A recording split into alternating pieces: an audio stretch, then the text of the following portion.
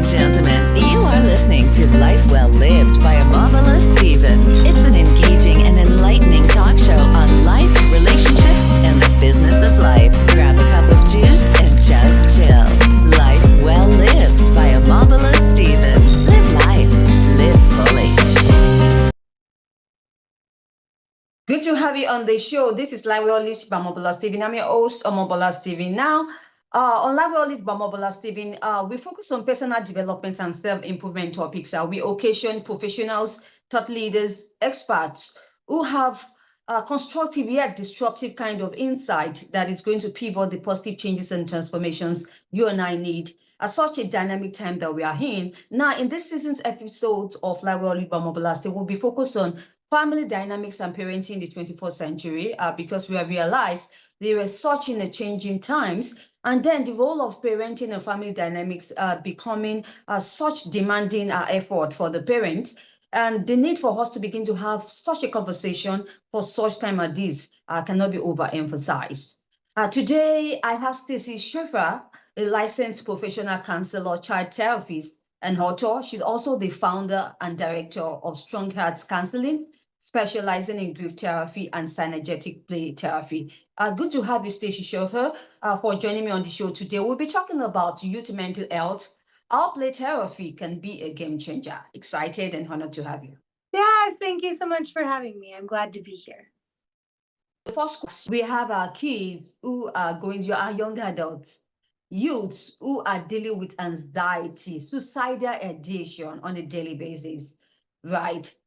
So, what is the root cause of all of these? How does childhood trauma comes into play? And what are some of the strategies that can help at this time?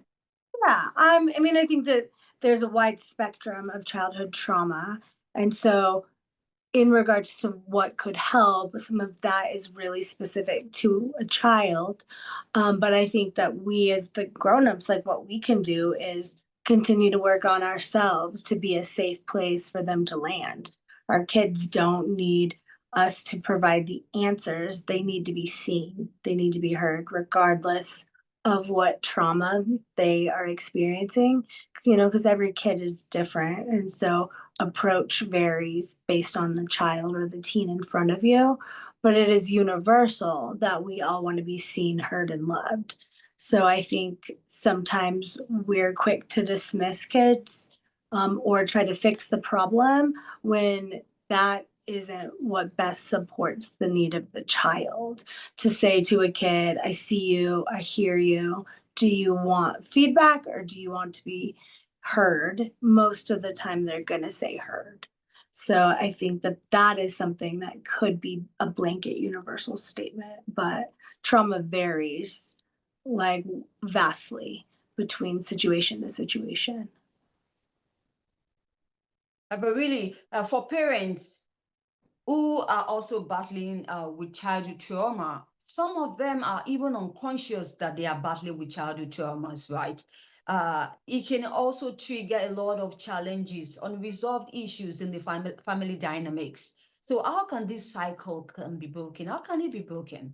Yeah. So I wrote about in my book this chapter called hashtag get your own Stacy. And it's the subtitle is doing your inner healing. And I think the very best gift we can give our kids and the future generations is to do our own therapy, our own work, whether that looks like therapy, life coaching, small group. Working on ourselves exponentially helps the next generation. And so I think that a lot of times when a parent has a child that reaches the same age that they were, perhaps in a significant traumatic time, that can be really activating for an adult. And so, just thinking of just so many kinds of things, memories, like what they wish like was true, what their kid is getting that they're not. There's so many dynamics. So I am a very big component of not only therapists doing their own work, but everybody really to investigate your patterns, your behaviors, how you show up in the world. I think there's just so much to explore there. Yes, you mentioned every one of us has a role to play, including the school system. Don't you think so? Mm-hmm, mm-hmm. Yeah, like at the school playing a part in mental health is what you mean? Is that what you mean, or is that not what you mean? Yes, in terms of mental health, because the school also, have these challenges. They're confronted with kids who are dealing with mental health Yeah, issues. yes, yes. Yeah. I mean, I would say that in the school district that I'm in, they've really tried hard to increase the social emotional learning component, like that they're actively trying. I think that at least in the school district that I'm in is the largest in Colorado. So there's just a lot of schools to cover. Um, and I think part of the problem is not enough resources. There's not enough people that are trained to serve kids. So they have people, but like when you're assigning a school counselor 750 kids, that it's kind of an impossible task to catch them all.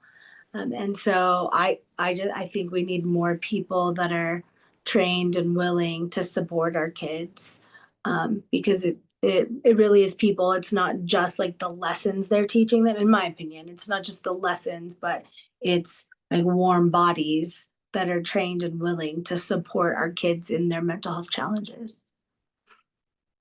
All right. So, in terms of childhood trauma, what impact do you think our childhood trauma has to play on the kids' mental health? I mean, our youth. Yeah, I mean, like again, that's a really big topic to speak to generally, but I can say, in terms of school violence, like the latest high school shooting, Evergreen, is in my school district, and so I've seen kids directly impacted by that, and I can tell you that I feel glad they have support now, and that it hopefully will lessen the impact on their future life, but just the reality that that is always going to be a part of their story. And it's already impacting how they show up in the world and how afraid they are at things that you wish kids weren't afraid of, like going to school. And so it's hard because a lot of times everybody jumps in when there's like a national disaster, right? Like a school shooting on September 10th. And people show up to help, and it's great and it's wonderful. But I think we often forget of the long term impact of these kids, that it's like we've moved on to the next thing, and so the likelihood of there being residual impact for the rest of their lives is high. Now, how much that disturbs their daily functioning, like, can be mitigated with support, but just the reality of that they will always have part of their story that they were hiding in a school shooting. That's just a reality. So I think it's really hard for me when the school shooting issue like comes up, because where I see the impact of the kids left behind. Thank God they didn't die, obviously, but there's also impact of the kids that were in a school, in a grocery store, in a situation, um, that we have not done enough, in my opinion, to mitigate or protect our kids. Oh, yeah, you said we have not done enough. How can governments do enough? How can the society do enough? How can the parents do enough?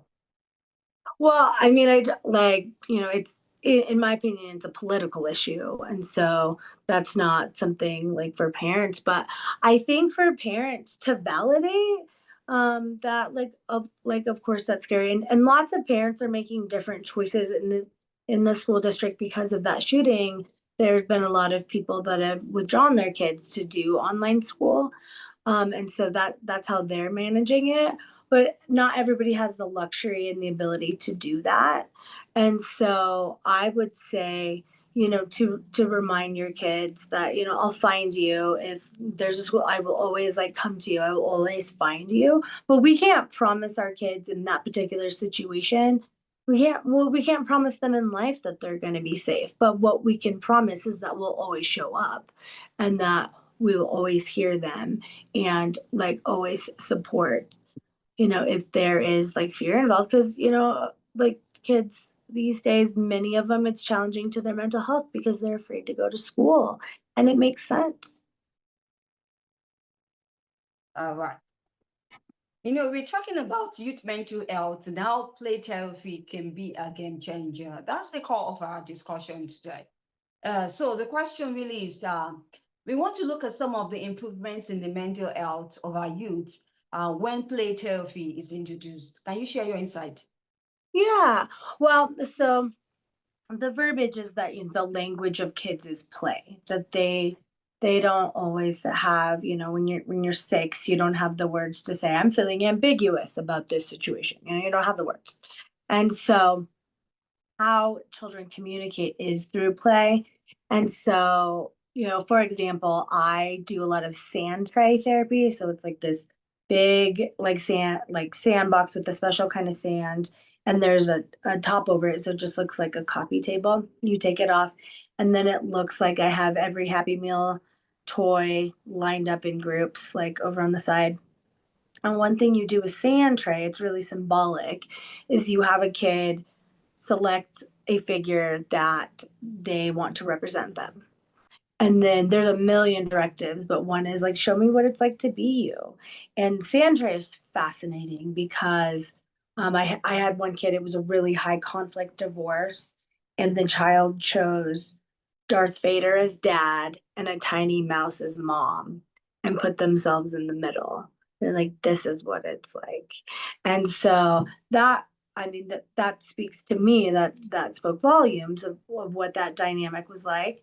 But then you can say to the kid, like, what is the character they chose for themselves? What do you wish this character like could do? And so they'll like maybe like hide it or say stop that, like there's a lot of ways for that approach to work. So I think that play therapy is pretty great because there it's a lot of symbolic, and they're working out their emotions in play, which is their language.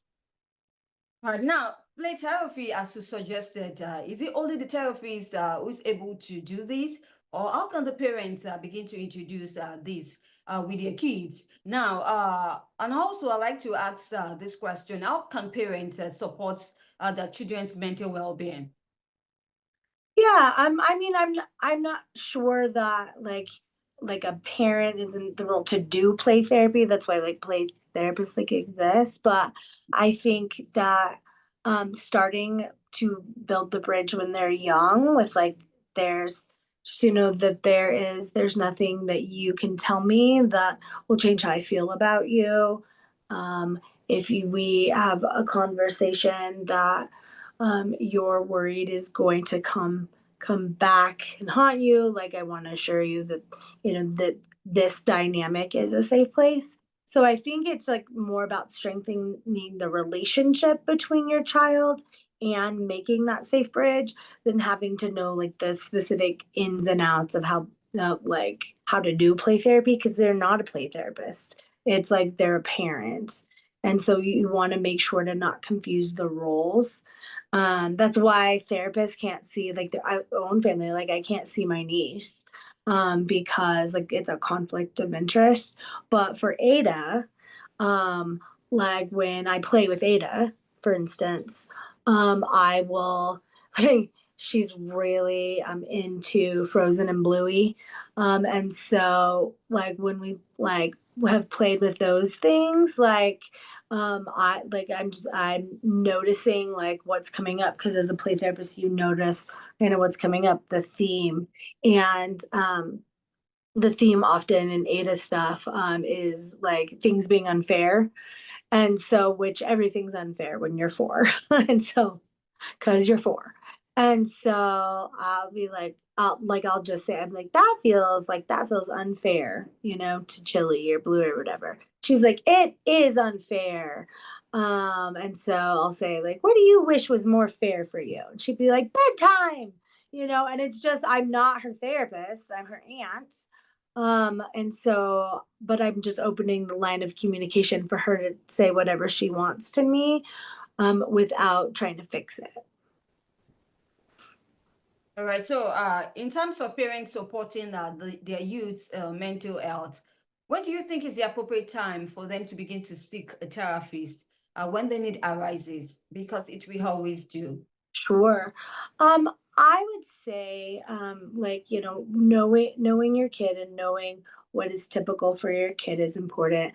I would say if there is a traumatic incident, something big that happens, there's always like a need to intervene right then. Like I'm seeing a kid that I was already seeing for another issue, and they had a major trauma just happened, and they were like, we were so glad we had a relationship established already with the therapist, so that she could be supported more. But I mean, I don't know, I see lots of parents who are like, there's nothing wrong, first, other than living in the world, but we want that connection because there's always challenges. And so I would say I see kids with a wide variety of things, with nothing on fire, like having to deal with siblings that are on fire, nothing on fire to like major trauma. So I would say if you want to get your kid some support, you can find a clinician, be like, there's nothing inherently wrong. We just want them to have a safe place to go to. But definitely, definitely, if there is something traumatic, the kids that were at school shootings, I think it wouldn't be a bad idea to even just get them a couple sessions just to vent that out so they're not carrying it. Um, but I think for a wide range of issues. Stacy, thank you for sharing your thoughts indeed. Uh, we need our kids to vent of their feelings, as you quite said, and it's absolutely important. And not just to what is happening to them in the immediate environment, even within their immediate family setting, we need them to, speak up. I want you to talk about the importance of storytelling Hmm. when it comes to mental health, addressing mental health issues and our youth. Putting into perspective your first book, With Love from a Children's Therapist, which explores questions that drives much of your work. Yeah, that quote from the back of my book. I really like it that my publishers chose that quote. And I think that, relating back to the conversation we had about the more work we do, the more that it helps our kids. I think that that's exponentially true for me, because a lot of my story is that I like kind of froze time and intentionally decided to not talk about the traumatic things that happened to me as a child. I only started talking about it about 10 years ago. And um, doing that work, seeing my own therapist, has helped me integrate to have my insides match my outsides more, and so that I'm not denying that the past happened, but I'm not letting it bleed out sideways, because I think that that's a big thing that happens, is that we think if we don't talk about it, like it goes away, but really some of those traumatic things that we haven't dealt with, they leak out our pores, they impact how we relate to other people, how we love, how we feel, how we work. And so I think that in doing my work, I help the children that I see by being a more solid and secure person and therefore clinician. Thank you so much, Stacy. Do you have any exciting news? Perhaps a project you think it's going to add value to the audience? You can share because we are looking forward if you have any. Yes. Well, my book is the big thing, but I did do my own audiobook. I narrated that. So, if you like my voice, then you'll hear it in the audiobook, but that came out in May. And so that's fun. Right, good to know. Thanks for sharing that, Stacy. Uh, would like to connect. Don't you think so? So you can share your social media handles and your website. We love to Yes. connecting. Yeah, so I have it's authorstacyschaffer.com. I'm guessing it'll be in the show notes. And my Instagram is Hope Restored, and my Facebook is Stacy Schaffer. And so I've just recently started a TikTok, so I don't know about that one yet, but I'm pretty active on Instagram and Facebook. And my author Stacy Schaffer website, there's not only a link to like get my book, and it's on Audible, Spotify, Barnes and Noble, Amazon, but there's also a form to be able to contact me directly, that is on that website. Good to know. Thank you for sharing that to Stacy Schaffer for your time. Really appreciate your thoughts on today's show. I know definitely that this is a very extensive topic of discussion. When it comes to mental health, very extensive. Our time will not permit, but I hope that some other time in the near future, we can have such an interesting and important topic to share with the audience indeed. And now Stacy Schaffer is a licensed professional counselor, child therapist, and author, and also the founder and director of Strong Hearts Counseling, specializing in grief therapy and synergetic play therapy. We had a great time talking about youth mental health. How play therapy can be a game changer. It was such a delight and honor to have you share your insight with the audience of the podcast. Thank you so much, Stacy. Yes, thank you so much for having me. Absolutely. Sincerely from the bottom of my heart, on behalf of the audience, we wish you best of luck in this book project and Thank in you. all the subsequent projects that you're going to embark upon. Stay safe. Thank you so much. Right. It's been like Lish by Omobola Stephen. Now we've been having a parenting and family dynamics in the 21st century topics for this season's episodes of Live Lish by Omobola Stephen. If you'd like to catch up any missed episodes of the show, you can do so on any cross promotion platforms or any podcast distribution platforms online, and do have a great time listening to professionals who are hard depth in these topics, share their thoughts, insight on this important topic, especially on parenting and family dynamics, personal development topics, and also self-improvement topics on the Library Lead by Omobola Stephen, where mindship conversations happen. Till I come your way, I always need you to stay safe. I talk to you soon. Thank you once again, Stacy. We had a Thank you great so time. much. Yes, we did. Thank you so much. Yeah, sure. If you enjoyed today's episode, make sure you subscribe and leave us a review.